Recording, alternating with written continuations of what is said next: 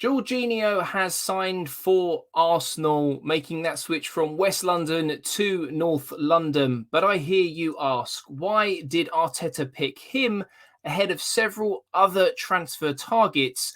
And where will he fit into this already very efficient Arteta machine? If you are feeling generous, do go ahead and like today's video. Help me get it discovered. And I'm on my way to 2,500 subscribers. So if you aren't new around here, please do consider subscribing. But let's waste no more time at all and jump into those basics. As mentioned, he played for Chelsea Football Club, some very successful years there, aged 31, a full Italian international, again gaining success there as well recently.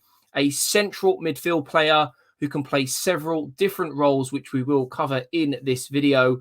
Right-footed, standing at 5'8", and he has signed a contract with Arsenal, 18-month deal with an option of a further year should Arsenal want to take that up. The initial fee is £10 million with £2 million worth of add-ons through achievable bonuses as well. But one thing that I did want to talk about in this video when mentioning central midfield is, depending on the manager that he has played under, he has played different roles, sometimes in the team, sometimes not in the team. This season, there are 3 games that I wanted to talk about early in the season against Tottenham. We can see here playing in that 3-5-2 formation, situating himself more to the left-hand side and in the opposition half, a game that was actually a draw. If we have a look against Milan in the Champions League, he played in a 3-5-2 once again. But as opposed to playing on that left side of a midfield 3, he played a more central role, playing more of a deep pivot, that defensive protection, if you will.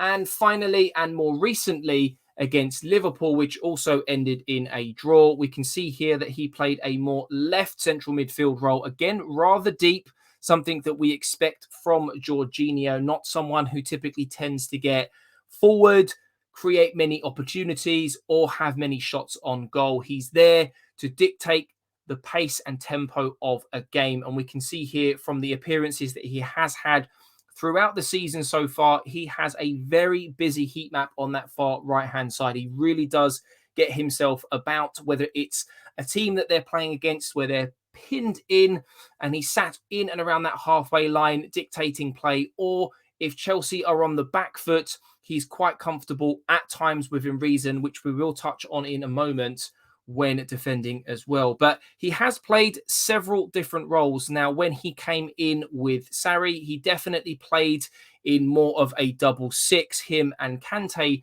for example. He was often used back in 2018 in a central midfield role, playing a much deeper role with the likes of Kante, for example. And he did see many minutes under this particular manager.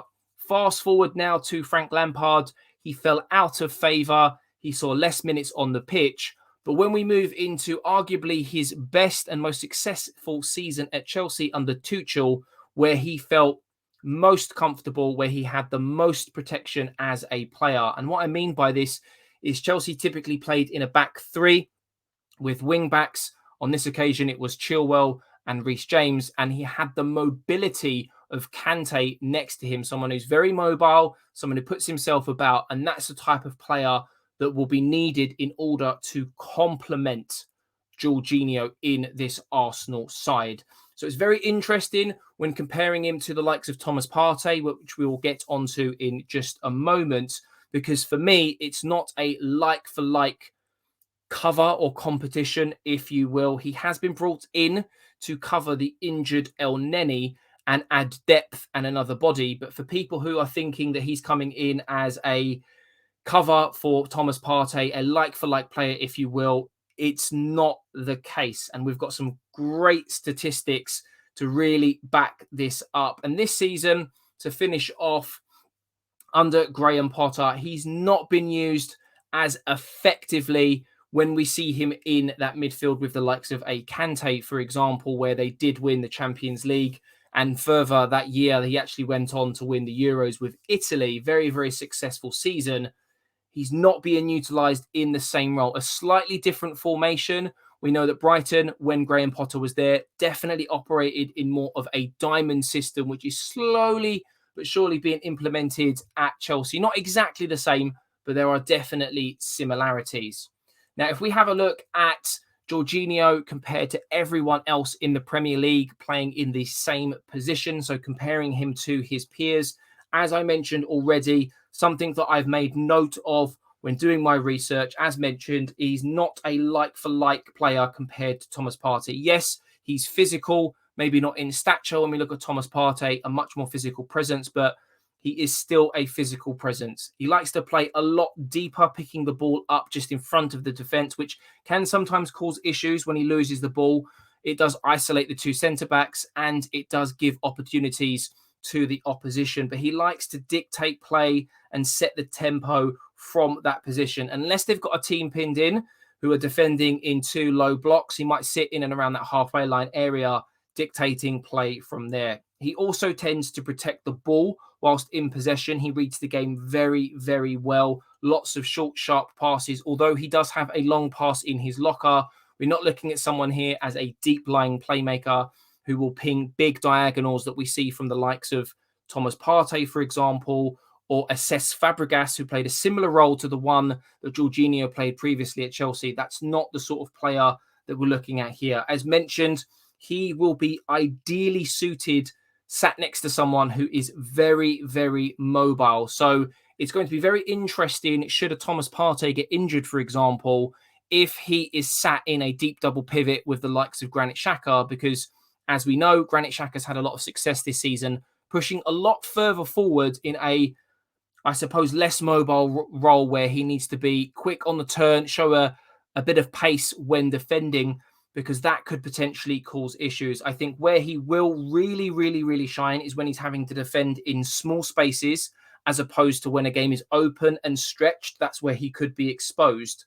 But he is going to really excel when Arsenal are in a game where we have lots of possession and we've got a team pinned in, maybe we're 2 or 3-0 up, for example, and we need to keep the ball, see the game out. This guy is an absolute expert at keeping things ticking over, keeping the ball, an absolute possession wizard, for lack of better words. Where he can sometimes be exposed is where Arsenal could be out of possession. That's where he could potentially be found out. He won't offer the same level of protection that we get from Partey when a team is running at the back four, for example. And some of this is highlighted. We see here he is in the top 98 percentile for ball recoveries, 89% for tackles as well. So he's very, very good in that sense. When it comes to passes in the final third, 82% when we're looking at build up. So going back to the possession, going back to dictating play and the tempo of the game, top 88%. And this is compared to the rest of the league.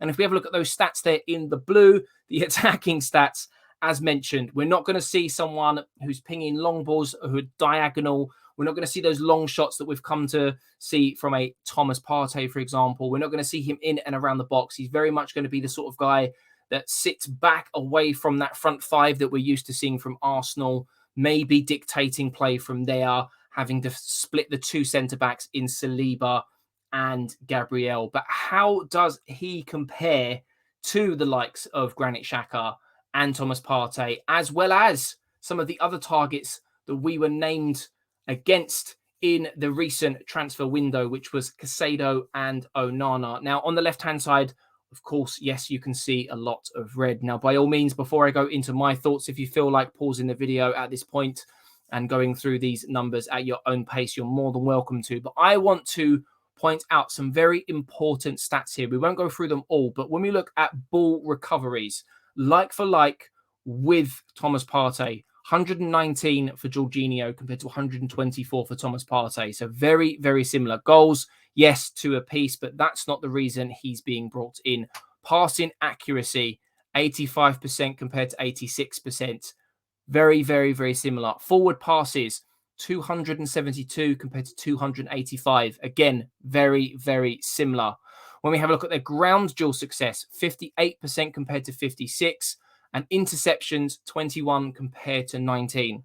Now, although they may not necessarily be the same player in terms of what they offer, in terms of protection from the back four, in terms of shots on goal, in terms of spraying those passes, they may not necessarily be the same. But in terms of the numbers, when you break it down, Jorginho, when coming off the bench, needing to see out a game, or maybe playing alongside Thomas Partey if a Granit Xhaka is potentially injured, this is the reason why Arteta wanted to bring Jorginho in. It's another body in midfield. We lack numbers in midfield. We are an injury or a suspension away from really, really awkward and difficult decisions from Arteta.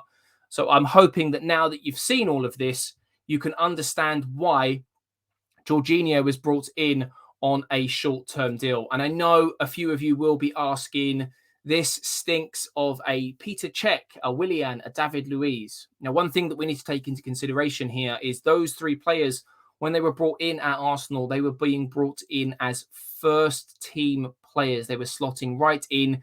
It wasn't the right call. It didn't necessarily work out in some cases.